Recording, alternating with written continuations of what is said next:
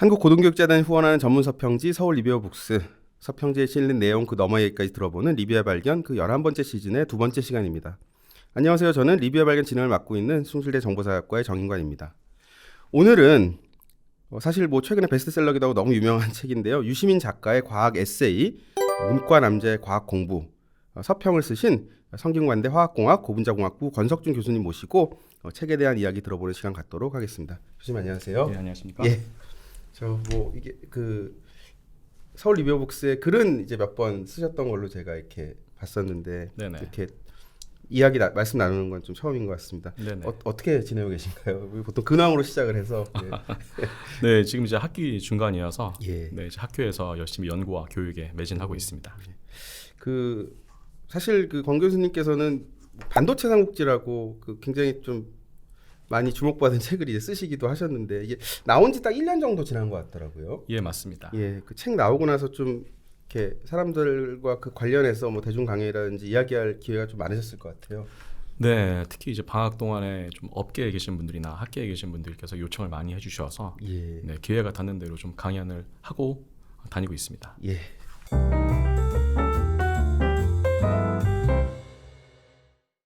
책 이야기로 들어가 보죠. 이 책 리뷰 도서로 선정하게 되신 이유를 혹시 여쭤봐도 될까요? 일단은 서울 리뷰어 북스에서 이 책을 한번 리뷰를 해주셨으면 좋겠다라고 이제 그쪽에 편집위원들께서 요청을 먼저 해주셔서 예.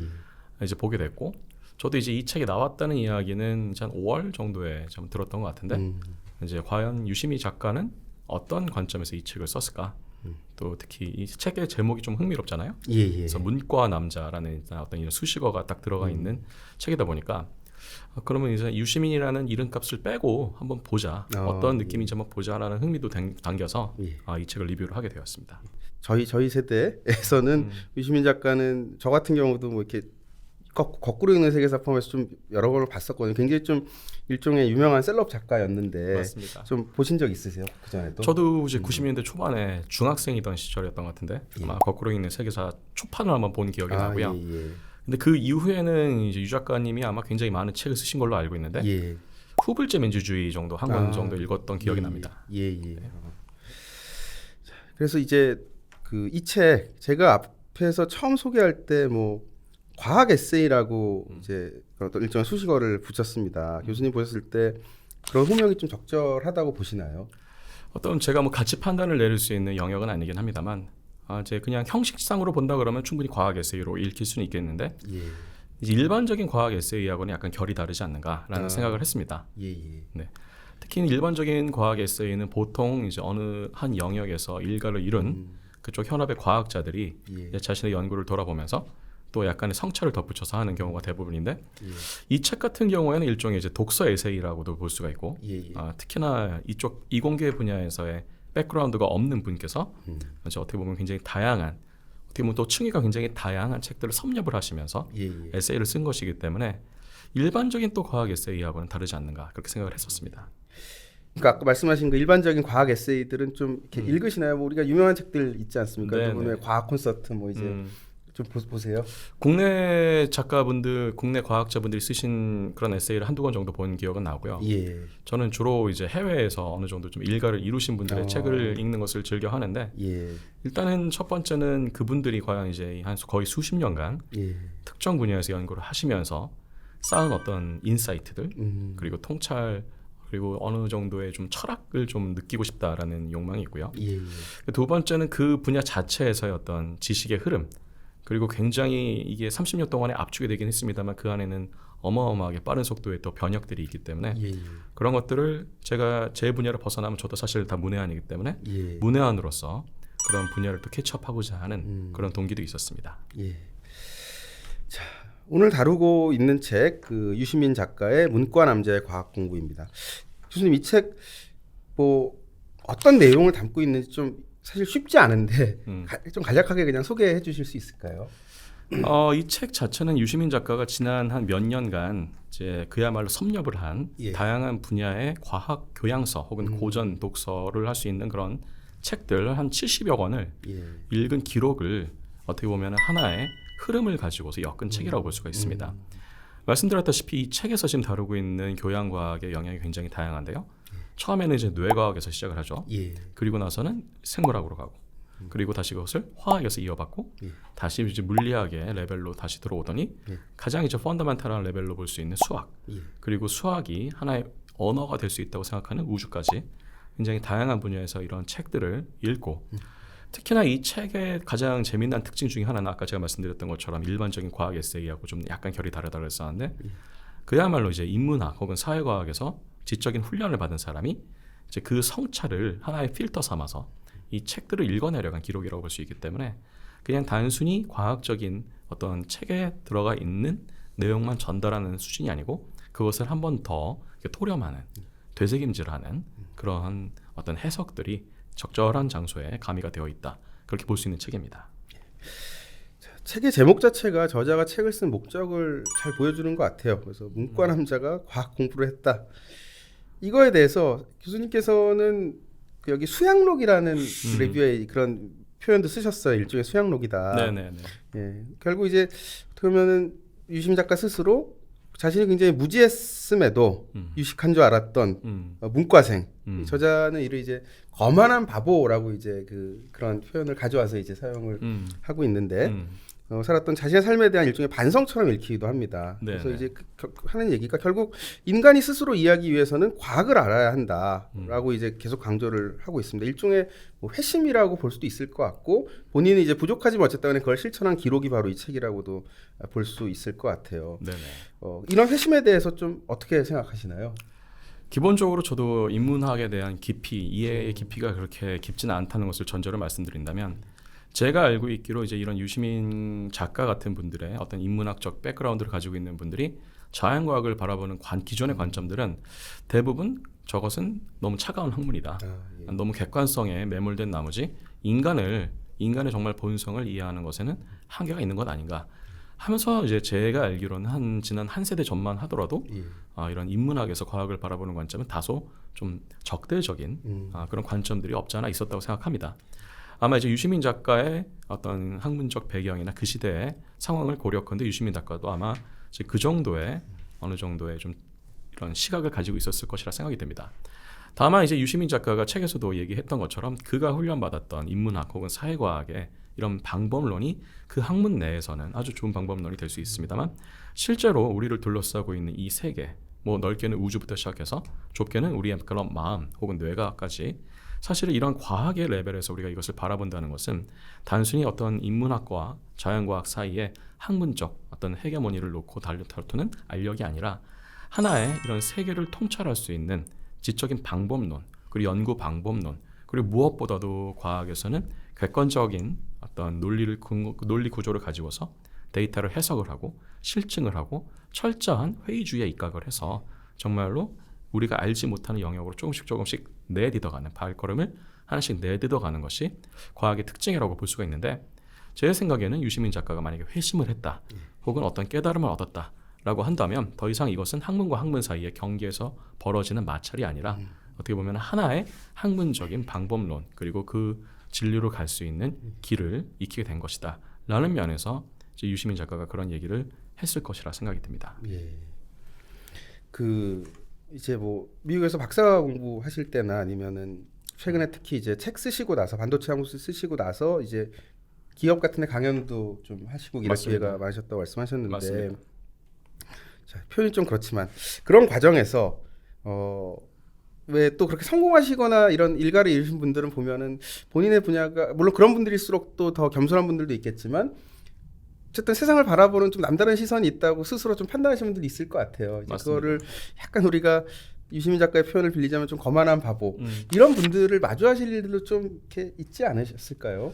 뭐 사실은 마주하는 정도가 있는 게 아니고 굉장히 빈번하게 마주 봅니다. 일단 저 자신부터도 어떤 제 분야를 벗어나면은 무지한 경우가 굉장히 많이 있는데, 그렇지만 대부분의 저를 포함한 많은 학자들은 그 자신의 무지를 드러내는 것을 굉장히 싫어합니다. 그래서 좀 모르는 것도 좀 아는 척하는 경우도 있고, 좀 무리하게 좀 약간 무리한 논리들을 막 끌어와서 어떻게 보면 성급하게 결론을 내리려고 하는 경우도 좀 있습니다. 특히 말씀하신 것처럼 일가를 이룬 분들은 자신이 그 일가를 이루면서 그 안에서 하나의 진리를 발견했다, 어떤 큰 통찰을 발견했다고 믿는 분들이 많아서 속된 말로 좀 이제 도를 깨달았다라고 생각하시는 분들이 좀 있습니다. 이제 그런 분들일수록 사실은 자신의 분야를 벗어나는 것을 좀 어떤 마음속 깊이에서는 두려워하시는 것 같기도 합니다. 사실 이제 그러한 두려움에 갇혀서 원래 좀 인간은 그런 면이 있잖아요. 자신이 가보지 못한 곳이나 아니면 잘 알지 못하는 곳이나 아니면 만나보지 않은 사람들에서 일단 첫 번째로 취할 수 있는 감정은 조심스러움과 동시에 적대감이라고 생각합니다. 근데 그 적대감이 너무 이제 잘못된 방향으로 표출되면 다른 사람에게는 거만함으로 보일 수도 있게 되겠죠.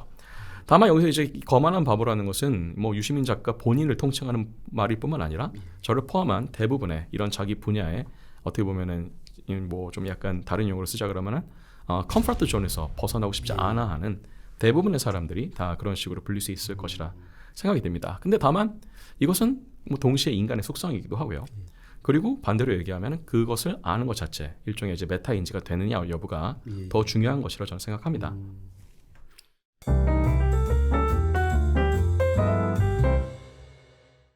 결국 유시민 작가가 이 책에서 얘기하고자 하는 과학을 알아야 된다라고 하는 것은 한편으로 그렇게 과학을 아는 것이 인간의 삶을 좀 더 풍요롭게 해준다. 인간 스스로를 더 잘 이해할 수 있게 해준다. 이제 이런 이야기, 이런 어떻게 보면 이게 가능하기 때문에 그렇다는 얘기인데 교수님 보셨을 때도 우리가 왜 사람들은 매일의 삶에서 과학적 지식이 만들어낸 결과물들을 사용하면서 편하게 살고 있지 않습니까? 네네. 점점 더 나아지고 있고요. 그 결과물을 단순히 사용하고 사용할 줄 아는 방법을 아는 걸 넘어서 그것의 어떤 저변을 이루고 있는 과학적 지식, 원리 이런 것들을 아는 것이 인간의 삶을 좀 더 풍요롭게 해주는 부분이 있다고 보시나요?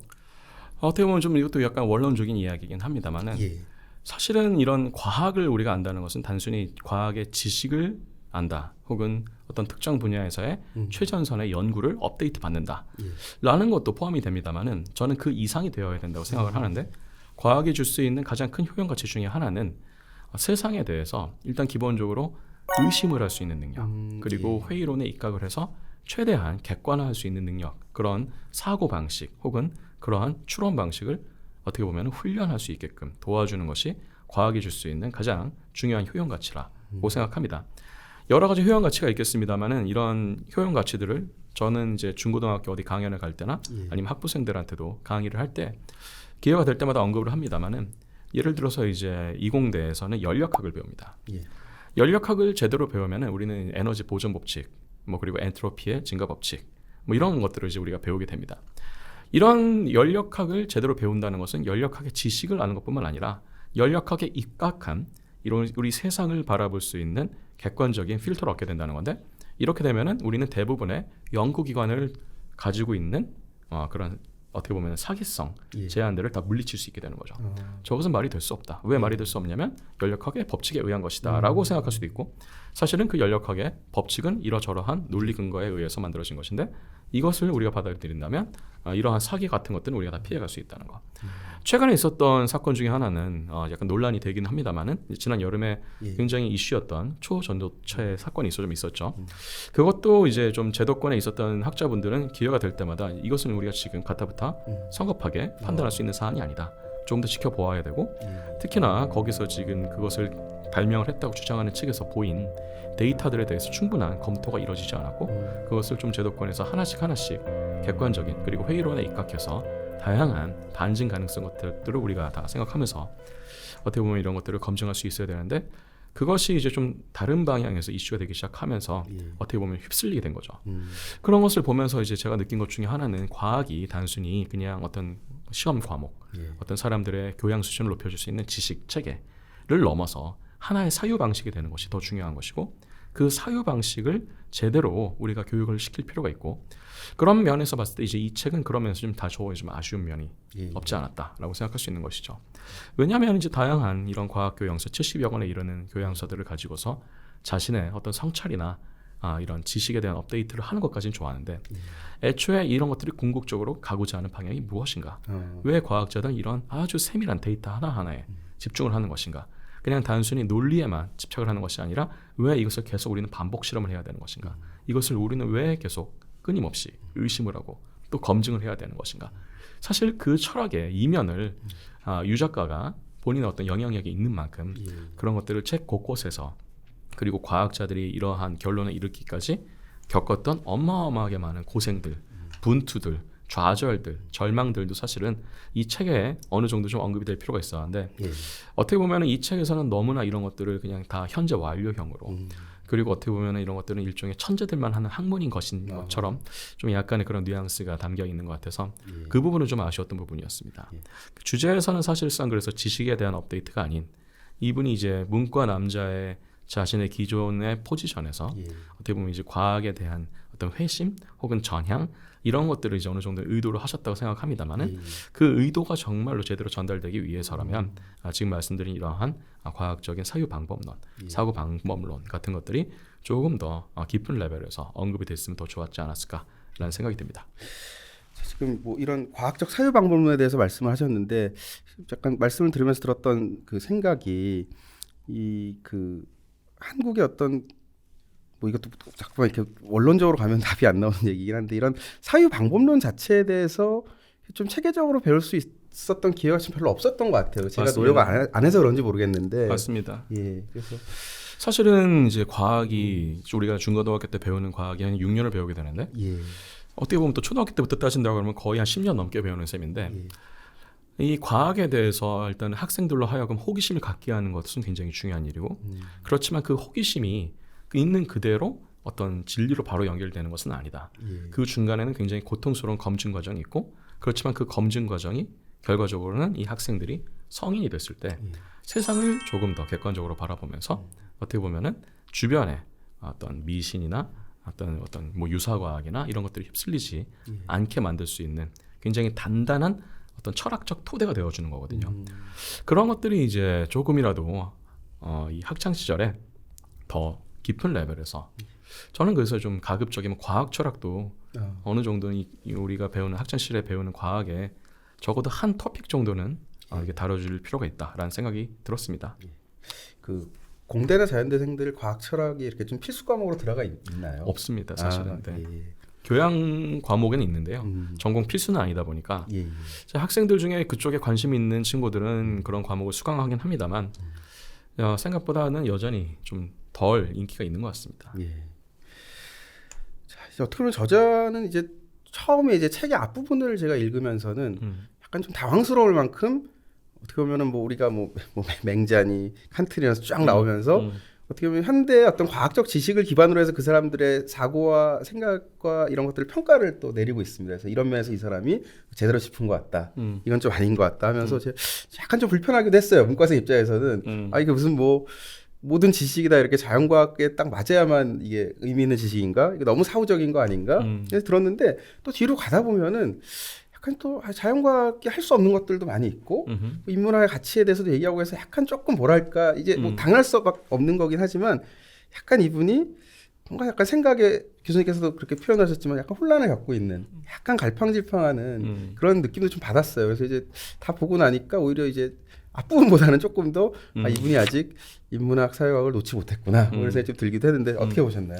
뭐 정확하게 잘 지적을 하셨고요. 저도 이 책을 읽으면서 이분이 맨 처음에는 정말로 뭐 과학에 대한 일종의 회심을 하는 건가라는 생각이 들다가도 자신의 어떤 강력한 베이스 캠프인 인문학과 사회과학을 떠나지 못하는 정상 정복을 했지만 결국 정상을 그냥 눈앞에서만 보고 계속 베이스 캠프로 돌아오는 그런 좀 모습들이 연출되는 것 같아서 그건 좀 흥미로운 부분이었는데 참 사실 일견 이해가 되는 것이 이분이 얘기하신 것처럼 거의 인문학 자신의 학문적 토대로 이룬 것은 인문학과 사회과학이고 특히 그 토대에서 지금 거의 30-40년째 지적인 활동을 하고 계시는 분이기 때문에 갑자기 지난 그런 모든 자신의 학문적인 전력을 다 뒤로 제쳐두고 지금 와서 갑자기 커리어를 과학으로 바꿀 수도 없는 일이고 설사 그럴 수 있다고 하더라도 자신이 이제 그것을 가지고 무엇을 추구할 것인지를 정확하게 지금 알지 못하는 상황이기 때문에 뭐 이렇게 하실 수밖에 없었던 것은 이해가 됩니다.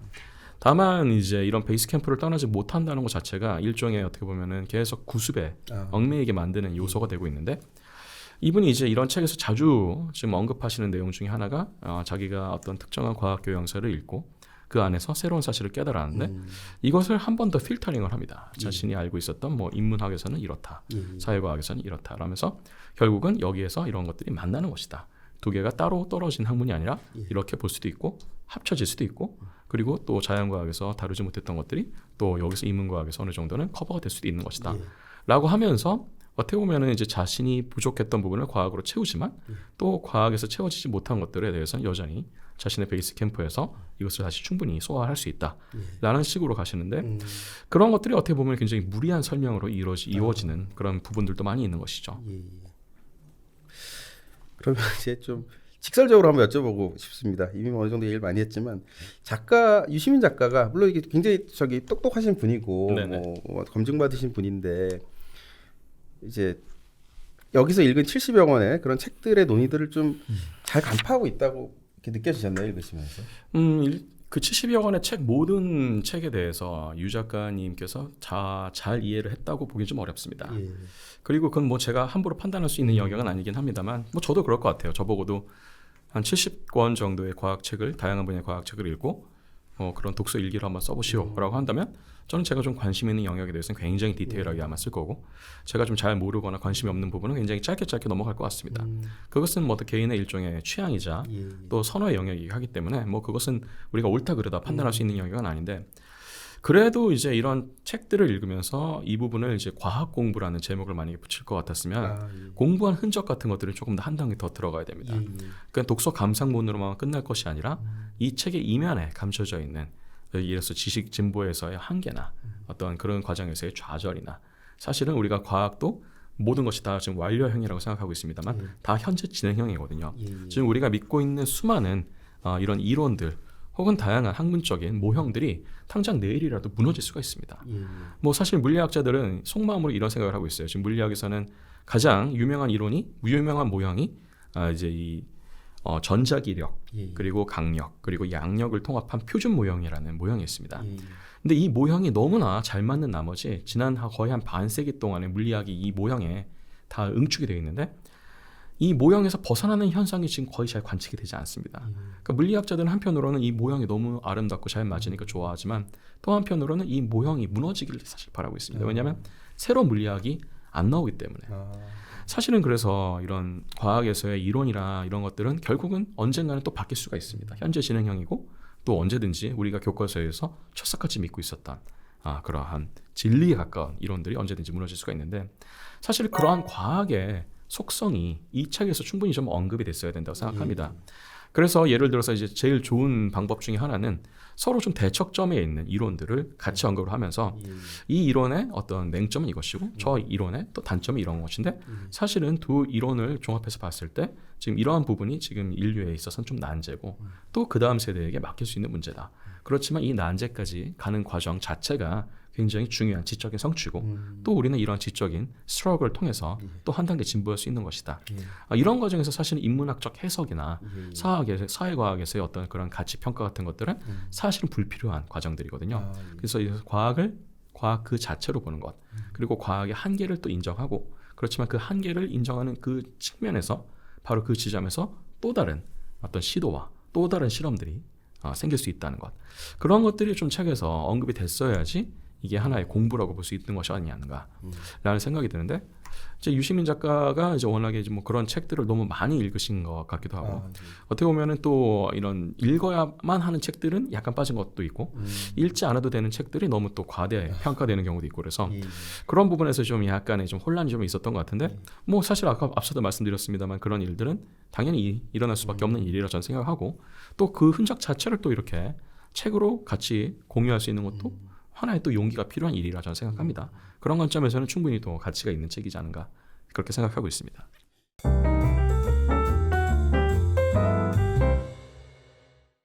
말씀하신 것처럼 이제 이 책에서 뇌과학, 생물학, 화학, 물리학, 수학 이런 흐름으로 이제 이어지지 않습니까? 네네. 예, 이런 전반적인 그 구조, 어떤 흐름은 좀 적절하다고 보시나요? 제가 이것도 마찬가지로 제가 어떤 가치 평가를 할 수 있는 영역은 아닌데요. 이런 형태의 흐름을 타고 요새 이제 좀 약간 유행하는 학문이 좀 있습니다. 보통 이제 우리가 빅 히스토리라고 불리는 이제 그런 책들인데 유발 하라리 같은 거. 뭐 그렇습니다. 이제 근데 이제 유발 하라리뿐만 아니라 사실은 이제 우주의 탄생부터 시작해서 약 138억 년 전에 있었던 빅뱅부터 시작해서 뭐 에너지는 어떻게 생겼고 물질은 어떻게 생겼고 원자는 어떻게 생겼고 행성은 어떻게 생겼고 항성은 어떻게 생겼고부터 시작해서 행성 위에 또 생물은 어떻게 출현했고 생물들이 또 어떻게 진화했고 이들이 또 어떤 또 지적인 문명을 이뤘고 이들의 뇌는 어떤가 라는 식으로 굉장히 넓은 스케일에 그러니까 공간적으로도 넓은 스케일 시간적으로도 광대한 스케일에서 이것들을 하나씩 추적하는 그래서 결과적으로는 어떤 특정한 영역에 마치 줌인에서 계속 들어와서 이것을 추적하는 그런 흐름들이 요즘에 이제 굉장히 각광받고 있는 어떤 하나의 추세이기도 하기 때문에 그런 흐름을 만약에 생각하고 이러한 배열을 기획을 한 것이라면 뭐 저는 충분히 있을 수 있는 그리고 굉장히 흥미를 당길 수 있는 구성일 것이라 생각이 듭니다. 특히나 이제 유시민 작가도 이런 책에 영역을 배열을 하면서 언급을 하긴 했습니다만 일단은 인문학에서 출발을 하잖아요. 인문학에서 출발을 하면서 이 작가가 사람의 마음을 이해하고 싶다. 근데 사람의 마음을 이해하는 것은 결국 신경과학 레벨에서 본다면 뇌과학이지 않는가. 그래서 뇌과학에서 일단은 들머리를 잡는 것이죠. 그리고 나서 뇌과학은 결국은 생체 현상 아닌가. 뇌도 결국은 생체 조직 아닌가. 그러면 애초에 이런 뇌라는 생체 조직이 어떻게 작동을 하는 것인가. 도대체 생물학은 어떤 학문인가. 이런 뇌를 포함한 이런 생물을 설명할 수 있는 학문은 어떤 학문인가. 라는 관점에서 이제 두 번째 단계로 생물학으로 들어가는 것은 굉장히 자연스러운 흐름이죠. 근데 이제 여기서 좀 흥미로운 포인트가 생물학에서 화학으로 넘어가는 포인트입니다. 보통은 이 생물학에서 그냥 하나는 생물학 내에서만 계속 어떤 이 생물학 이야기만 하는 분야가 있고요. 생물학을 조금 더 분자 레벨에서 보겠다라고 하면은 본격적으로 생화학의 영역으로 넘어갑니다.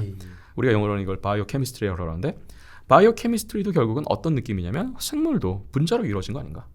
생체 조직도 다 단백질도 우리가 얘기하는 뭐 DNA나 mRNA 같은 것도 결국은 다 분자로 이루어진 것들인데 그럼 이 분자들은 어떻게 서로 붙어 있는 것인가? 이들은 왜 서로 근거리에서 상호작용을 하는 것인가? 왜 이들은 암호하거나 화학 반응을 하는 것이 아니라 특정한 분자들하고만 반응하는 것인가? 반응한 것들은 왜 가만히 있지 않고 하나의 조직을 이루는 것인가? 이것을 이해하는 것이 이제 화학의 레벨인데 그 레벨로 간 것 자체는 굉장히 중요한 어떤 발견이었다고 저는 생각하고 유시민 작가가 그 흐름을 잘 따라간 것은 굉장히 좋은 시도였다 생각이 듭니다. 그리고 나서 이제 화학에서 물리로 넘어가는 것도 굉장히 흥미로운데 거기서 좀 아쉬운 부분이 있죠. 화학에서 물리로 넘어갈 때는 당연히 이제 화학에서 지금 제가 말씀드린 다양한 분자들 간의 상호작용이나 더 나아가서는 이제 분자를 이루고 있는 원자들에 대해서 이해를 하기 위해서 양자역학으로 넘어가잖아요. 그러면서 이제 양자역학을 얘기를 할 때 이제 그 얘기가 나와줬어야 되는데 오히려 양자역학의 좀 다른 분야를 계속 이제 언급을 하다 보니까 좀 어떻게 보면은 좋았던 흐름들이 막 이제 이 물리학에 넘어와서는 좀 분산되는 경향이 좀 있습니다. 근데 저는 그렇게 또 이해를 할 수밖에 없었던 것이 이 유시민 작가가 과학 공부를 하는 데 있어서 영향을 주신 어떤 우리 보통 많이 쓰는 스타 과학자들이 좀 많이 계세요. 근데 이제 그 스타 과학자분들이 이제 아마 이런 물리학 공부를 함에 있어서 이제 이러한 양자역학을 공부하는 것에 대한 영향을 많이 주지 않으셨던 것인가라는 생각이 들고요. 그리고 또 이제 물리학에서 수학으로 넘어가는 것도 좋은 흐름이지만 점점 이제 이 근원으로 가면 갈수록 어떻게 보면은 이제 이 이해의 폭이나 관심의 폭이 좁아지는 것을 볼 수가 있습니다. 그러다 보니까 이제 수학에 이르러서는 사실 다뤄야 되는 수학 내용은 거의 나오지가 않고 그냥 이제 수학은 물리학의 언어다 정도의 어떤 인상 비평이 있고요. 그러다가 갑자기 이제 수학은 결국은 우주를 쓰고 있는 우주를 어떻게 보면은 설명할 수 있는 문법이 아닌가라는 생각에서 이제 우주론으로 이것을 마치게 되는 건데. 그래서 종합적인 평을 하자면 이제 하나의 좋은 흐름을 잘 캐치한 것은 사실인데 사실은 점점 이 근원적인 레벨로 가면 갈수록 분산이 돼버리고 그리고 이제 논의의 깊이나 이해의 폭이 굉장히 좁아지는 것을 피하기는 어려웠다라는 것. 그리고 근데 그것은 사실 뭐 예견된 일이고 어떻게 보면은 나름 굉장히 큰 노력을 하신 거지만 이제 그만한 노력에 비해서 이 책에서 지금 다뤘어야 되는 것들이 지극히 한정돼 있다는 것은 좀 안타까운 부분이다라고 좀 볼 수가 있겠습니다. 굉장히 많은 얘기를 지금 한 번에 다 종합적으로 해주셔서 제가 이렇게 여러 질문들을 좀 나눠서 드릴 걸 한 번에 다 해주셔가지고 되게 저기 아주 잘 딱 들어왔는데 교수님 이제 화학공학이신데 제가 또 저 과알못이라 과학 잘 모르는 사람이라서 그 어떻게 보면 여기서 교수님한테 제일 익숙하신 쪽이 뭐 수학도 하시고 다 하시겠지만 화학 쪽이 아무래도 좀 더 가깝다고 볼 수 있을까요? 아니면은 이 화학공학에 대해서 많은 분들이 오해를 하시는데 화학공학에서 물론 화학을 공부를 하긴 합니다만은 물리학이라고 화학공학은 조금 더 물리에 가깝다고 저는 그렇게 생각하고요. 그렇지만 물론 화학도 그래서 저한테는 이제 가장 익숙했던 부분은 물리하고 수학 그리고 이제 화학은 조금 이제 익숙하고 저도 생물학이나 뇌과학 쪽은 그야말로 잘 모르는 분야이기 때문에 거기는 오히려 이제 유시민 작가의 설명을 따라가면서 좀 흥미롭게 읽은 것도 있었습니다. 자, 처음에 우리가 했던 그 이야기로 잠깐 다시 돌아가서 봤을 때 이제 그 인문학자가 쓴 과학책이라고 하는 것은 사실 과학자가 쓴 과학책에 비해서 훨씬 드물겠죠. 이제 읽으시면서 아마도 뭐 물론 이제 그 과학자가 쓰신 과학책도 뭐 파인만이라든지 이렇게 대단한 사람들이 쓴 그런 책들과 좀 비교를 하는 것이 적합한지 모르겠지만 뭐 읽으시면서 좀 새로우셨나요? 어떤 그런 관점이나 접근들이? 뭐 제가 리뷰에도 썼습니다만은 이런 류의 어떻게 보면 이제 리뷰에 가까운 독서 수양록이 흔한 책은 아니잖아요. 그래서 이제 저는 뭐 이런 책이 나온 것 자체는 그냥 한국 독서계에 있어서는 좋은 현상 중에 하나인데, 그럼에도 불구하고 이제 이러한 수양록 자체가 갖고 있는 한계는 있기 때문에 뭐 그거는 이제 우리가 감안하고 볼 필요는 있겠고, 그럼에도 불구하고 사실은 우리가 보통 얘기하는 과학 교양서 혹은 어떤 커뮤니케이션을 목적으로 써진 이제 그런 책들은 대부분이 다 이공계의 백그라운드를 가지고 계신 분들이 쓰신 겁니다. 물론 이제 말씀하신 것처럼 그런 분들 중에는 굉장히 글을 잘 쓰시는 분도 있고요, 정말로 소통을 잘 하시는 분도 있습니다. 제가 아는 어떤 과학자분은 굉장히 자신의 분야에서도 업력이 굉장히 쌓이신 분이고 유명하신 분인데, 강연할 때 보면 정말 청산유수로 너무 잘하세요. 특히 학생들을 대상으로 할 때는 전문 용어를 최대한 사용을 덜 하시면서도 핵심적인 개념을 잘 전달하시는 분들이 있습니다. 그렇지만 여전히 대부분의 과학자들은 이 글쓰기 자체가 자신들이 어떤 연구한, 자신들이 발견한 데이터를 최대한 효과적으로 다른 동료들에게 전달하는 형태의 글쓰기, 즉 논문 글쓰기가 대부분의 이 과학자들이 쓰는 글쓰기이기 때문에, 논문 글쓰기 형태로 만약에 책을 쓴다 그러면 굉장히 어려워질 겁니다. 특히나 이제 이런 방정식이나 수식을 많이 사용해야 되는 연구에서는 방정식 한 줄로 끝날 수 있는 얘기가 이제 페이지로 따지면 막 10페이지가 넘어가야 되는 경우가 좀 있는데, 사실은 이제 그런 관점에서 본다 그러면은 어떻게 보면 굉장히 전달의 효율성이 떨어지는 것이죠. 근데 이제 이 교양과학서에 있어서는 전달의 효율성보다는 전달의 효과가 훨씬 더 중요합니다. 효율성만 추구하다 보면은 결국 그 이면에 이제 행간에 깔려 있는 그 수많은 가정들이나 그 수많은 지적인 성취들이 어떻게 보면 한 번에 다 날아가는 경우가 생기기 때문에, 그런 것들에 관해서는 이제 그것을 조금 더 곱씹을 수 있는 사람들, 이런 책을 쓰면 더 전달의 효과가 좋아질 것이다 생각이 드는데, 오히려 그런 관점에서 봤을 때 그래서 이렇게 약간 과학에 훈련을 받지 않았던 분들이 과학에 대한 호기심과 탐구심으로 무장을 해서 굉장히 오랜 기간 동안 독서를 하고 그것을 기록을 하고 또 리뷰를 하면서 이렇게 기록하고 곱씹고 자신의 어떤 해석을 덧붙여서 일종의 주석서 같은 것들을 쓰는 이 시도는 충분히 좋은 시도라고 저는 생각이 들고, 그런 관점에서 봤을 때 이것은 뭐 어떻게 보면은 비과학자들이 읽어도 좋은 책이지만 저는 과학자들이 읽어도 좋은 책이다라고 저는 생각을 합니다. 그런 의미에서 이렇게 쓰신 건가요? 나는 오히려 이 책을 현업 과학자들이 한 번쯤 읽을 필요가 있다고 생각한다. 네, 특히나 이제 대부분의 과학자들은 반복해서 말씀드리는 말은 이제 자신의 분야가 굉장히 좁고요. 자신의 분야를 넘어가는 순간 뭐 이제 남자는 그냥 아저씨입니다. 그냥 그리고 네, 여성분들은 이제 아줌마가 되는 거고요. 그냥 이제 우리가 흔히 얘기하는 평범한 그냥 사람이 되는 거기 때문에, 어떻게 보면은 저도 마찬가지고 다른 모든 과학자들도 마찬가지겠습니다만은 자신의 분야를 넘어가서 다른 분야를 볼 때 어떤 느낌인가. 근데 지금 이런 이 유 작가님 같은 분들은 아예 이 과학의 영역 바깥에서 이것을 바라보시는 분이기 때문에, 그러면 이제 자기가 이런 컴포트 존에서 벗어나서 심지어는 자신의 그동안 30년간 믿어왔었던 혹은 공부해왔던 것들을 다 이렇게 갈아엎어가면서도 또 새로운 것들을 열린 마음으로 받아들일 수 있는 것 자체가 얼마나 힘든 일이고, 사실은 또 그것이 얼마나 시도할 가치가 있는 일인가라는 그런 것을 보여준다는 관점에서 봤을 때는 아주 좋은 어떤 시도, 그리고 또 어떻게 보면 타선지석이 될 수도 있는 책이 되기도 하고, 앞으로 이제 이런 책을 쓸 때는 그럼 어떤 것을 또 주안을 둘 필요가 있겠다라는 것을 보여주는 것이기도 합니다. 그런 관점에서 저는 한번 다른 과학자분들도 이 책을 한번 일독을 해보시면 어떨까라는 생각을 했었습니다. 저희 리뷰얼에서 꼭 마지막에 드리는 질문 중에 하나인데, 뭐 지금 과학자 말씀하셨지만 그 외에도 이 책 좀 많이 좀 추천, 또 누구에게 추천하고 싶으신지 좀.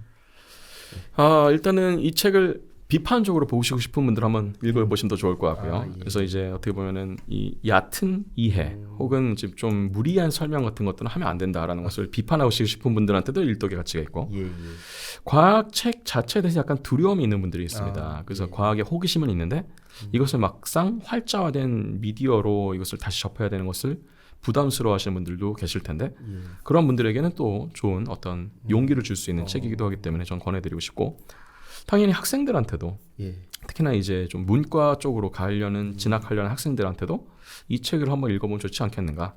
그래서 우리가 어떤 사회과학을 공부한다고 하더라도 뭐 법학이나 경영학이나 경제나 심지어는 어떤 뭐 문학이나 종교나 이런 것들을 공부한다고 하더라도 과학하고 척을 질 필요가 없고 과학은 아주 하나의 좋은 사회 방법론이 될 수 있으며 충분히 비과학을 그러니까 과학을 전공하지 않는 그런 어떤 전공생들에게도 좋은 지적인 자극이 될 수 있다라는 측면에서 한번 읽어보면 좋지 않을까라는 생각을 했었습니다. 결국 이렇게 좀 비판도 했지만 모든 사람이 다 읽어봤으면 좋겠다. 네네네. 사실 인용을 할 때도 좋은 의미에서 인용하는 경우도 있습니다만 이제 좀 이제 이건 아니다 싶은 그런 관점에서 인용하는 경우도 있으니까요. 뭐 불보다는 그렇지만 그렇습니다. 인용 자체가 중요한 것이죠. 마지막으로 하고 싶은 말씀 있으시면 부탁드리겠습니다. 네, 어쨌든 이 좋은 또 자리에 초청해 주셔서 너무나 감사드리고 저는 이제 더 많은 분들이 이 과학을 하나의 지식 체계가 아닌 하나의 사유 체계로 어떻게 보면 생각할 수 있는 방법론으로 더 잘 받아들이실 수 있기를 바라고 또 과학 하시는 분들, 연구하시는 분들도 자신의 성 안에만 갇혀 있지 마시고 또 자신이 했던 연구했던 것들 그리고 연구가 반드시 성공만 있는 것은 아니거든요. 실패의 기록도 있고 좌절의 기록도 있는데 그런 것들을 같이 공유를 하면서 또 자신의 동료들뿐만 아니라 앞으로 또 이 분야에 들어올 후학들을 위해서라도 이런 기록들을 더 남기는 것에 대해서 더 많이 동참을 해주시면 어떨까라는 제안을 드려봅니다. 저는 여기까지 하겠습니다. 교수님 감사합니다. 네, 감사합니다. 지금 듣고 계신 리뷰의 발견은 한국고등교육재단에서 지원 및 제작되고 있고 2주에 한 번 금요일마다 여러분들 만나 뵙고 있습니다. 오늘 자리해 주신 권석준 교수님 다시 한번 감사드립니다. 감사합니다. 네, 감사합니다.